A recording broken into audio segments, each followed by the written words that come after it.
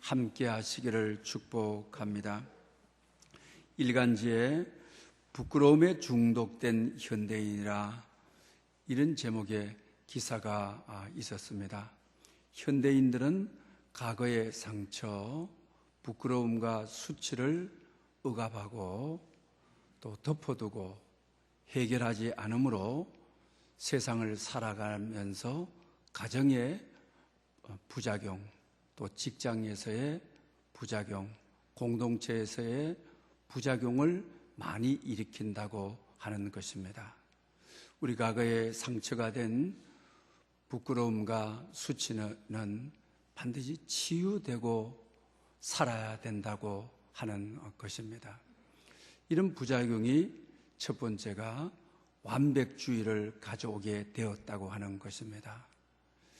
나의 부끄러움과 수치, 과거의 상처가 드러날까봐 완벽주의, 나는 그런 수치가 없는 사람이다, 실수가 없는 나는 완벽한 사람이다, 이렇게 드러내지만은 속은 죽어가고 많은 이들에게 가시가 되어서 주위에 있는 사람들을 찌르게 된다고 하는 것입니다.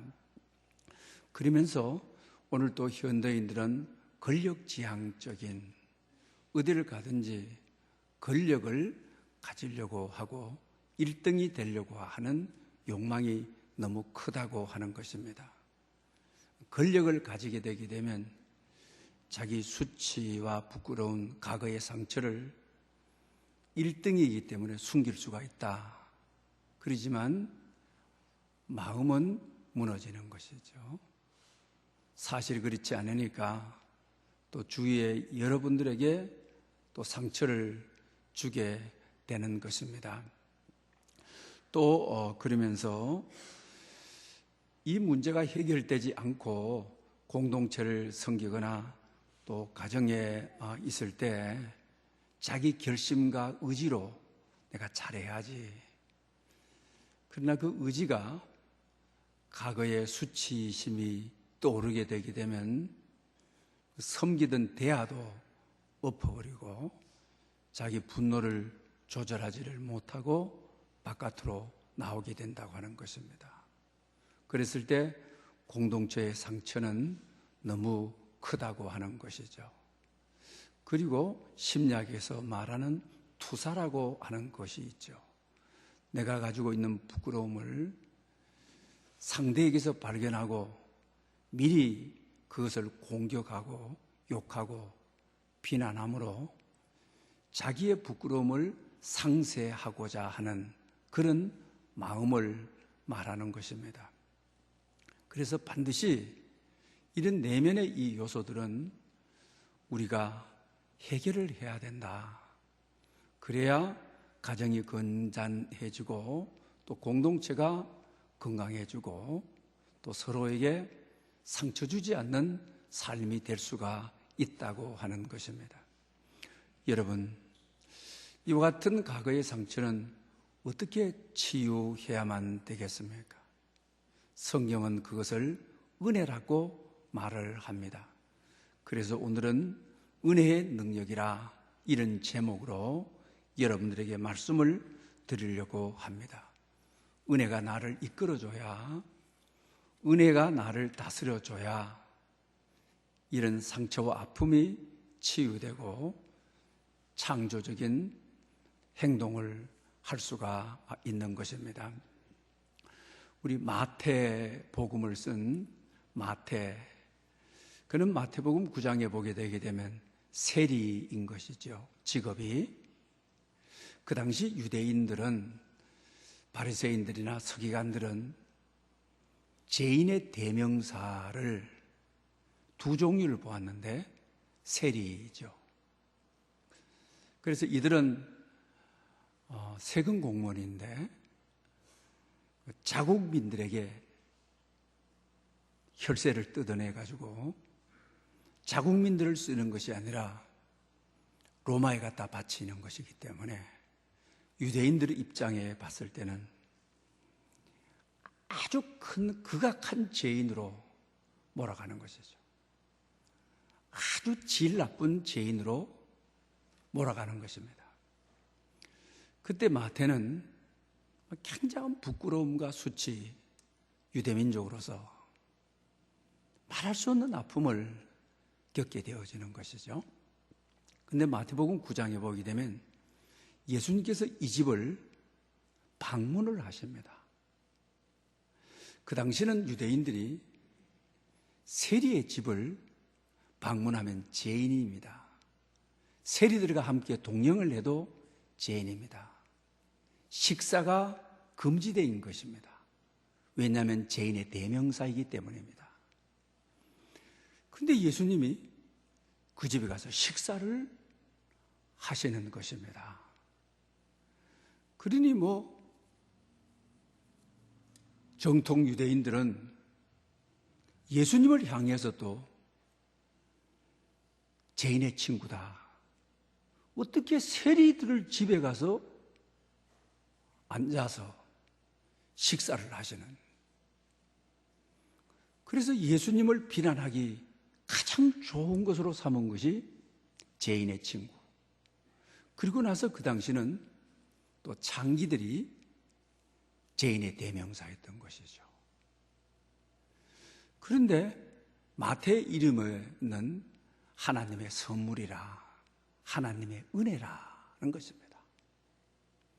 예수님께서 마태의 집을 찾아오시고 같이 식사하시고 그를 의롭다고 하시고 그의 이름을 다시 회복, 하나님의 선물, 은혜가 그를 이끌도록 하는 것입니다.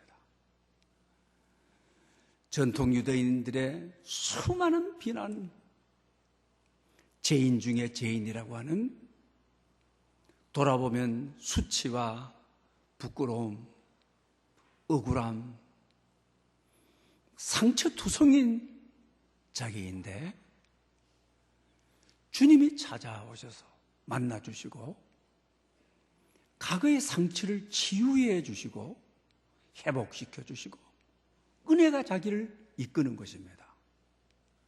그래서 마태복음을 쓰는 것입니다. 마태복음은 누구에게 보내는 서신입니까? 유대인에게, 자기에게 가장 큰 상처 줬던, 가장 큰 아픔 줬던 분들을 찾아가는 것입니다. 그들에게 복음을 전하는 것입니다. 자기가 상처 입은 자로서 치유함을 받고 상처가 치유한 자가 되어 상처를 준 자들을 향하는 모습을 보게 되어지는 것입니다. 하나님의 은혜의 힘과 능력은 우리의 상처를 치유하고 하나님 앞에 쓰임받는, 하나님께서 은혜로 우리를 이끌어 가시는 놀라운 역사를 가져오게 되는 것입니다. 오늘도 과거의 상처 때문에 미래로 나가는 데 장애를 가지고 있는 분들, 과거의 수치와 아픔 때문에 밝은 미래로 나가지 못하고 발목이 잡혀서 공동체를 해치고 가정에 도움이 되지를 못하고 이런 분들, 은혜만이 우리의 인생을 치유하는 해답이라고 하는,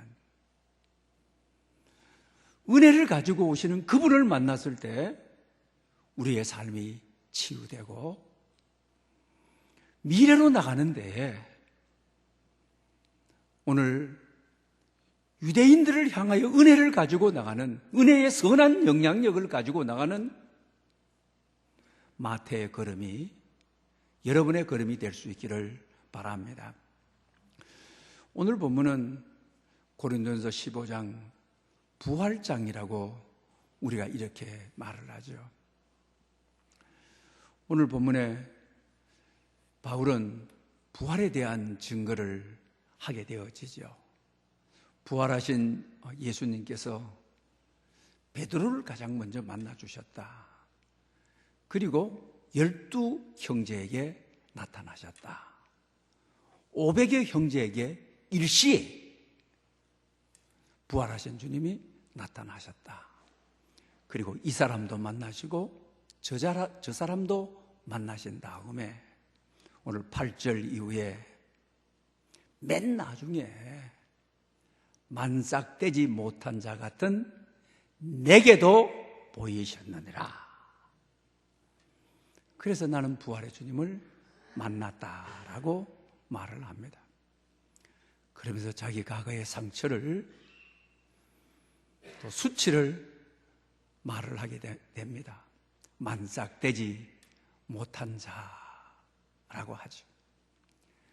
나는 사도 중에 또 가장 작은 자라고 말을 합니다. 하나님의 교회를 박해했기 때문에 사도라 감당치 못하겠다. 과거의 아픔, 과거의 수치, 과거의 자기의 상처를 말을 합니다. 그런데 그 다음부터 놀라운 반전을 가져오게 됩니다. 그러나 참 우리 인생에 그러나의 은혜, 그러나의 복, 반전의 복이죠. 내가 나된 것은 하나님의 은혜라. 하나님의 은혜를 선언한 다음에 정말 그의 삶이 반전을 하는 너무 달라지는 모습을, 상처가 치유되고 하나님께로 나가는 놀라운 진보를 이루는 모습을 보게 되는 것입니다. 그러면서 내게 주신 은혜가 헛되지 않게 하기 위해서 모든 사도들보다 내가 더 수고하였으나 내가 한 것이 아니요 오직 나와 함께 하신 하나님의 은혜로다. 오늘 본문은 이렇게 끝맺고 있는 것을 보게 되는 것입니다. 하나님의 은혜가 나를 치료했다. 하나님의 은혜가 내 과거의 문제를 다 해결했다. 예수님의 12 사도들보다 내게 주신 은혜에 이끌려 더 수고하고 더 노력하도록 하셨는데 내가 한 것이 아니라 하나님의 은혜가 나를 이렇게 바꾸었다. 하나님의 은혜가 세상을 이렇게 나를 바꾸었다. 하나님의 은혜의 능력에 이끌려 하나님의 힘이 나를 강건했다. 이렇게 말을 합니다. 그의 삶을 견인한 것이 무엇입니까? 하나님의 은혜라고 말을 하죠. 오늘 세 가지의 과거의 아픔, 상처를 말을 하는데 만삭되지 못한 자, 덜 떼먹은 인간이다. 시쳇말로 덜 떨어진 인간이다. 내가 바로 그런 인간이다. 사도들 중에 가장 작다. 자격 없는 몸이다. 어떻게 내 같은 자가 복음을 전하느냐? 주의 손에 쓰임 받을 수 있느냐? 나는 아주 자격이 없는 자야 라고 하는 겁니다. 하나님의 교회를 박해했으니 교회를 박해한 자가 어떻게 사도라 칭함을 받을 수 있느냐? 교회를 박해한, 그러면서 사도라고 다니는 나의 과거의 수치가 너무 아프다. 나의 과거에 교회를 박해한 부끄러움이 사도라고 하면서 복음 전하고 다니니 정말 수치 중에 수치다. 얼굴을 들지 못하겠다. 그런데 그는 정말 나를 찾아와 주시고 내게 은혜를 주시고 나를 견인해 가시고 나를 이끌어 가시고 이 부끄러운 자, 병든 자, 상처 입은 자를 치유해 주시고 회복해 주시고 내 가는 길에 장애가 없도록 은혜가 나를 이끌었다. 하나님의 은혜의 능력이 나의 과거의 모든 아픔을 뛰어넘도록 역사하셨다. 미래에 부정적인 것들이 나를 가로막지 못하도록, 내 인생의 장애가 되지 아니하도록 은혜가 내 인생의 길이 되었다. 이렇게 고백을 합니다. 사랑하는 여러분, 우리 인생의 과거, 상처가 은혜의 세계로 들어가는데 장애가 되면 안 되죠. 여러분 축복의 발걸음에 여러분의 발걸음을 잡으면 안 되죠. 여러분 가운데 은혜가 임해서 나의 나 된 것이 하나님의 은혜로다, 이렇게 고백할 수 있어서 미래에 은혜가 여러분을 주관하도록, 은혜가 여러분을 지배하도록, 은혜가 여러분들의 인생을 영원까지 이루도록 견인해 갈 수 있기를 축원합니다. 우리는 늘 그렇게 기도하며 살아가야 되죠. 하나님 은혜를 주십시오. 은혜가 내 인생에 개입하게 해 주십시오. 나의 모든 부끄러운, 너무 상처 많은 거, 은혜가 나를 이끌어 주십시오. 은혜가 나를 통치해 주십시오. 이렇게 기도하며 살아야죠. 지난 주일은 16일이었습니다. 주일 강고 때 여러분들에게 17일 날은 교회가 대단히 중요한 D-Day와 같은 그런 날이다. 흐름의 세 가지가 우리가 기도하고 계획하고 정말 하나님이 앞서가서 주십시오. 하나님이 싸워 주십시오. 우리 앞에 있는 하나님이 앞서가셔서 장애를 제거해 주십시오. 하나님이 앞서가셔서 여건을 만들어 주십시오. 주위의 환경을 움직여 주십시오. 이렇게 기도했습니다. 월요일 날이 됐습니다. 새벽부터 대단히 긴장이 되고 머리끝이 번쩍번쩍 서고, 또 우리 장로님 가운데 한 분은 또 노예에 가서 대기 상태에 있고, 또 은행에 가서 대기 상태에 있고, 교회에 가서 교회에서 또 대기 상태에서 흐름을 알아야 되니까요. 그런데 3시 이후에 가능하다고 하는 것입니다. 그럼 대부분 은행은 5시면 일을 하지 않잖아요. 그러면 그날 다 해결할 수 없잖아요. 근데 갑자기 노예가 계시는 분이 3시 전에도 가능하다고 합니다. 그래서 2시 한 반 정도 좀 덜 된 것 같아요. 그래서 이제 그쪽에서 풀리기를 시작했습니다.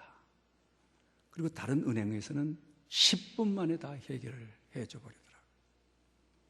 그리고 이것을 또 이제 말소를 해야 되잖아요. 그쪽에서 연락을 해서 정리를 한 다음에 3시간이 안 되게 6시에 딱 맞추어가지고 말소가 다 이루어져 버리더라고요. 그 3가지가 그냥 3시간 안 되는 시간에 싹 정리가 되어버리는 거예요. 그리고 나서 그 다음 날 눈 뜨자마자 말소된 등기를 변호사가 문서를 작성해서 법원에 제출해서 상황이 완료된 것이죠. 그러면서 다 끝난 다음에 하나님이 이렇게 구체적인 계획을 가지시는데 왜 그렇게 염려하는, 만에 하나 이거 삐걱하면 어떻게 하지? 왜 그런 생각하느냐? 하나님이 이끄시는데 순식간에 제일 처음에는 등기 말소가 3, 4일 걸리게 된다 하더라고요. 근데 3시 이후에 다 끝나는데 3시간도 안 들려서 연락이 오기를 끝났습니다라고 하더라고요. 여러분, 하나님이 이끄시면, 은혜가 우리를 이끄시면은 은혜는 어떤 한계도 뛰어넘는 것이 하나님의 은혜인 것입니다. 은혜가 길이 되어주는 것입니다. 은혜가 우리의 삶이 되어주시는 것입니다. 은혜가 우리 모든 삶의 지혜가 되어주시는 것입니다. 그러므로 여러분 삶에 얽혀져 있던 모든 문제, 상처된 것들이 은혜가 길을 열어주시는 축복이 있으시기를 축원합니다. 요사이 우리 성경 통독 운동 하시는 분들 사무엘 우리가 열왕기상 전반전을 읽죠.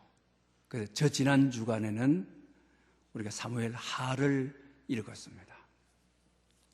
거기에 보게 되면 하나님의 은혜로운 참 충만한 작동을 저는 교회 문제를 위해서 같이 기도하면서 보았습니다. 사울 왕하고 그의 세 아들이 길보아 전투에서 같은 날 같은 시간에 죽게 되죠. 그 소식을 듣고 다윗은 철천지 원수라고 할 수 있는데 펑펑 우는 거죠. 그리고 하레노라라고 하는 조가를 지어서 남유다, 자기를 따른 헤브론으로 해서 남유다의 왕이지요. 그들에게 가르치는 거예요. 그러면서 함께 울면서 노래를 부르는 거예요. 은혜로운 노래를 부르는 거예요. 원수를 위해서 말입니다. 더 이상 이 노래 속에 자기의 원수가 아닌 것이죠. 자기가 따른 자기는 백성이요 사울을 왕으로 바라보고 울며 자기 자신이 직접 조사를 써서 남유다 백성들에게 가르쳐 노래하게 하죠. 그리고 나서 사울이 죽었으니까 이제 북쪽을 다스리는 왕은 사울의 아들인 이비보세가 어린 아들이 있었어요. 그런데 북쪽에 군대장관은 아브넬이에요. 아브넬이 실권을 딱 잡고 섭정을 하는 거죠. 사울 왕을, 어린 아들을 두고 말입니다. 그런데 아브넬도 군대 장관이니까 장수들이 전략에 대해서 뛰어나죠. 미래 전략에 대해서 군인들이 그는 그 나름대로 식견을 가지고 있는 거죠. 북왕국 이래서 안 된다. 또 앞으로 다윗이 남북 통일의 왕이 되었을 때 내 신분의 안전도 받아야 되겠다. 그런 생각도 좀 있었겠죠. 남북이 이렇게 분단돼서 안 된다. 또 남북이 전쟁을 해서 안 된다. 어느 날 특심한 마음을 먹고 남왕국 다윗을 찾아와서 은밀하게 평화협상을 제의하는 거죠. 내가 북왕국의 지도자들을 딱 다 움직여가지고 왕께 갖다 바치겠습니다. 왕께서 남북을 통합해서 왕이 되어주십시오. 다윗으로는 절호의 기회인 것이죠. 정말 하나님의 은혜인 것이죠. 전쟁하지 않고 피 흘리지 않고 저 북왕국을 통치해달라. 북왕국의 백성들이 내 백성이 된다. 얼마나 놀라운 은혜이며 축복인 것입니다. 거절할 이유가 없는 것이죠. 그리고 아브넬이 이런 협상을 마치고 북쪽으로 돌아가는데 자기 다윗의 평생의 이인자였던 요압 장군, 전쟁에 나갔다가 아브넬이 왔다가 돌아갔다는 소식을 듣고 이거 뭔가 있다. 군인들은 전략가 아닙니까? 누가 왔다 갔다 하면은 뭐 때문에 왔다 갔다 하고 다 넘겨짚는 것이죠. 그래서 따라가가지고 아브넬을 죽여버리는 것입니다. 그러노니 다윗이 통일왕이 될 수 있는 피 한 방울 흘리지 않는 북쪽이 통째로 들어오는 이 선물, 이 은혜. 그런데 이게 한순간에 깨지는 거지. 북쪽에서 그냥 있질 않죠. 어떻게 평화사절단을 앞에서는 평화협상하고 뒤에서는 자기 영원한 인자 요압을 보내서 죽여. 이게 말이라도 돼? 북왕국이 막 들고 막 일어나는 것이죠. 다윗의 최대 위기를 당하게 되는 것이죠. 자기 왕권도 내놓아야 될지 모르는 북왕국은 지금 흥분되어 있는 것이죠. 그런데 하나님께서 어떻게 다윗을 통하여 은혜로 역사하시는지를 보면 너무 놀랍습니다. 다윗은 그 소식을 듣고 통곡을 합니다. 아브넬의 장례식을 후하게 합니다. 왕이 백성처럼 베옷을 갈아입고 죄를 덮어쓰고 북왕국 아브넬 장군이 죽은 장녀 행렬을 따라가며 우는 것입니다. 그것으로 끝나는 것이 아닙니다. 곡기를 입에 대지 않고 금식을 하면서 우는 것입니다. 그때 북왕국 사람들이 생각하기를 왕의 짓이 아니다. 왕이 앞에서는 협상하고 뒤에서 요압 장군 보낸 줄 알았는데 울고 있는 다윗 속에 진정성을 발견하게 되어지는 것이죠. 그런 가운데 북왕국의 허수아비 왕이었던 아비보세가 신하들에 의해서 죽게 됩니다. 북왕국의 장로들이 다 모여서 마음을 모두어 가지고 헤브론에 내려옵니다. 다윗 보고 우리 북왕국의 장로들이 의견을 다 모았으니 북왕국도 다스리는 왕이 되어 주십시오 하면서 기름을 붓습니다. 여러분, 얼마나 위기입니까? 앞을 내다볼 수 없는 위기 아닙니까? 그런데 다윗의 눈물 말입니다. 눈물은 하나님 자신의 나타남입니다. 눈물은 하나님의 은혜인 것입니다. 눈물은 어떤 갈등도 회복할 수 있는 하나님의 선물인 것입니다. 북쪽에 있는 지도자들이, 남쪽에 있는 지도자들이 눈물은 영적인 무기인 것입니다. 그걸 보고 이 모든 갈등이 다 치유되고 회복되고 고쳐주고 깨지는 것이 아니라 절체절명의 위기에 왔지만 하나님의 은혜가 북왕국의 장로들의 마음을 다 움직이고 남북이 통합되는 이런 은혜를 가져오게 되어지는 것이죠. 삶에 얽히고 설친 건 내가 원하지 않게 얽혀버린 것들, 우리 인생 살면서 이런 좋은 기회가 두 번 다시 오지 않을 것 같았는데 위기가 되어버리게 절망이 되어버린 이런 사정들, 다윗처럼 눈물의 기도는, 성령께서 흐르게 하시는 눈물은 하늘이 내린 은혜라, 너와 나와를 다 감동시키는 은혜라, 새로운 나라가 세워지고 새로운 왕국이 세워지는 역사를 가져왔던 것입니다. 은혜가 여러분의 삶을 견인할 수 있기를 축복합니다. 우리 인생 살면서 그리스도인들이 율법의 길을 가느냐, 은혜의 길을 가느냐 참 중요합니다. 여러분 어떤 사건이 있을 때, 어떤 일이 있을 때 내가 이 율법으로 가고 있느냐, 은혜로 가고 있느냐, 이걸 아는 것이 참 중요한 거죠. 로마서 5장에 보게 되면 율법의 기능은 죄를 자각하는, 죄를 깨닫게 하는 것이 율법인 것이죠.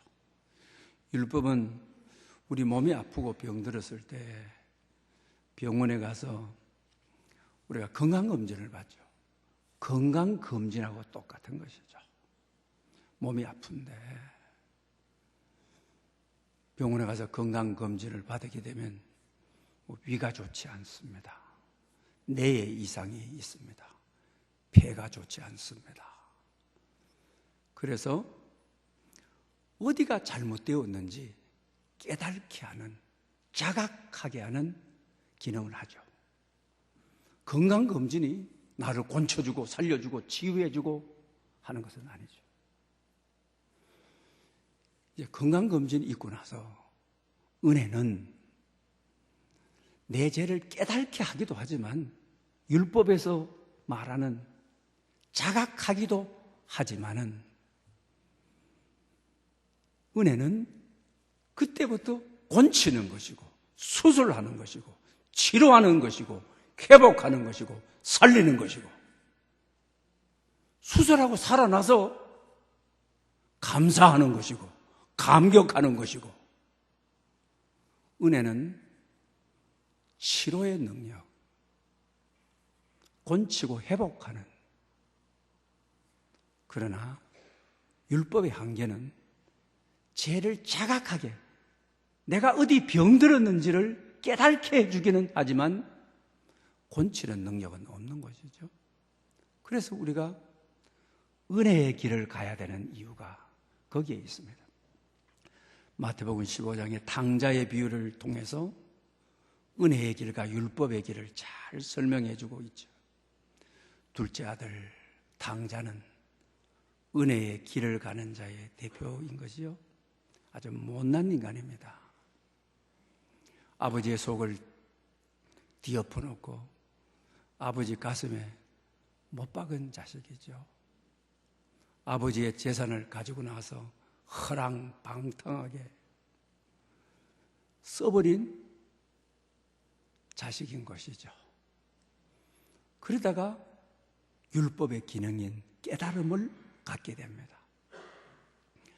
돼지 목장에서 돼지들이 먹는 식량을 얻어먹다가 내 아버지 집에는 먹을 것이 많지 않느냐, 내 아버지가 계시지 않느냐 깨달음을 가지게 온 것이죠.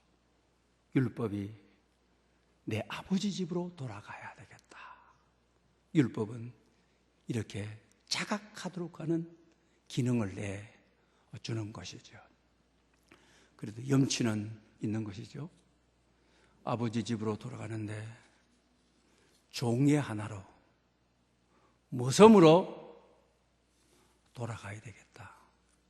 모섬으로 나를 받아주기만 해도 돼지 목장에서 돼지들이 먹는 음식도 넉넉하게 먹지 못하는데 내 아버지 집에는 풍성한 아버지가 아니냐. 그래서 아버지께 와서 아들의 하나로 받아주는 것이 아니라 종의 하나로 받아주십시오. 이 고백 앞에 아버지의 반응은 어떻습니까? 아버지는 가장 좋은 옷을 갖다 입혀라, 가락지를 갖다 끼워라, 발에 신을 신겨라, 세 가지를 말하게 되는 것이죠. 자기 자신은 자기 죄에 비하게 되게 되면은 종으로 받아줘도 감사만극한 건데 가장 좋은 옷, 아들의 신분을 회복해주는 가락지를 갖다 키워라. 너는 머슴이나 종이 아니라 내 아들로 돌아왔다. 아들의 신분을 회복해 주는 것이죠. 신을 신겨라. 아버지가 머무는 공간, 아버지가 있는 곳, 이 신을 신는 왕자의 신발은 전부 너의 공간이야. 너가 다닐 수 있는 공간이야. 얼마나 놀라운 일입니까? 얼마나 은혜입니까? 허랑방탕하고 아버지 가슴에 못 박고 돼지 지엄 열매 먹고 순식간에 다 치유가 되어버리는, 회복이 되어버리는, 은혜가 나를 이끌 때, 은혜가 나를 주장할 때 얼마나 놀라운 세계가 전개되고 있는지, 이 말씀에 적용되는 말씀이 어디의 말씀입니까? 로마서 5장 20절의 말씀이죠. 죄가 더한 곳에 은혜가 더욱 넘치도다. 이 말씀 그대로가, 성경은 여기서 끝났습니다만 성경이 더 기록된다고 한다면 이 둘째 아들은 정말 내 같은 자식을, 아들의 신분을 회복해주는 아버지의 이름만 불러도 들어도 눈물을 줄줄 흐를 수밖에 없는, 아버지의 그림자만 봐도 고마운 분, 감사한 분, 이게 은혜의 길이죠. 둘째 아들의 길이죠. 이방인이 제일 처음 예수 믿고 할렐루야 아멘 하면서 은혜에 사로잡혀가는 길이죠. 그런데 이 말씀 속에 큰아들의 의도적으로 비춰지게 하고 있는 것이죠. 큰아들은 둘째 아들에 대해서 어떻습니까? 자존감, 우월감. 야, 난 너처럼 인생 그렇게 살지 않았어. 아버지를 한 번도 떠나본 적이 없어. 아버지 재산 가지고 허랑방탕한 그런 불호막심한 자식이 아니야. 나는 너하고 질적으로 달라. 율법이죠. 율법의 길을 가는 거지. 한마디 한마디가 다 맞는 말인데,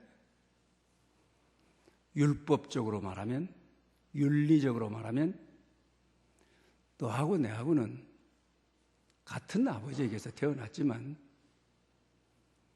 달라. 못난 자식, 이러는 거죠. 그리고 또 아버지에 대한 자세가, 이게 더 무섭습니다.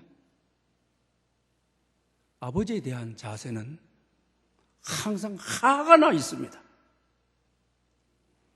왜? 방탕한 자식 돌아오니까 양을 잡아줘. 아버지와 평생 같이 있던, 아버지를 위해 헌신했던 나는 뭐야? 화가 나서 못 견디는 겁니다. 이 사람을 누가복음 15장은 바리새인의 길, 율법의 길, 주고자 하는 교훈이 뭡니까? 여러분들은 어느 길을 가고 있습니까? 둘째 아들의 길, 은혜의 길을 가고 있습니까? 아니면은 큰아들, 율법의 길을 가고 있습니까? 아니면 큰아들의 길 반, 작은 아들의 길에 반의 길을 가고 있습니까? 많은 이들이 초신자 때 교회 처음 시작할 때는 둘째 아들의 길, 아버지라는 말만 들어도, 십자가라는 말만 들어도 그저 눈물이 나고 감격이 되고,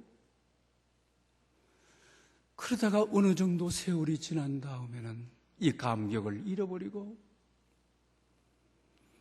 이 은혜를 다 잃어버리고 율법의 길, 큰 아들의 길을 가면서 이 사람은 이것이 문제고 저 사람은 저것이 문제고, 이것은 이래서 문제고 저것은 저래서 문제고, 우리 교회는 이래서 문제고 한국 교회는 이래서 문제고, 늘 하나님 앞에 화가 나 있는 것처럼, 뭐 성도들이 다 저것밖에 안 돼, 뭐 저 수준이야, 늘 화가 나 있는 둘째 아들의 감격을 잃어버리는 순간, 큰 아들은 흠이 없는 율법적으로 참 훌륭한데, 율법은 가면 갈수록 나를 화나게 하는, 나를 아프게 하는, 율법은 다 완성할 수 없는 한계를 지닌 것.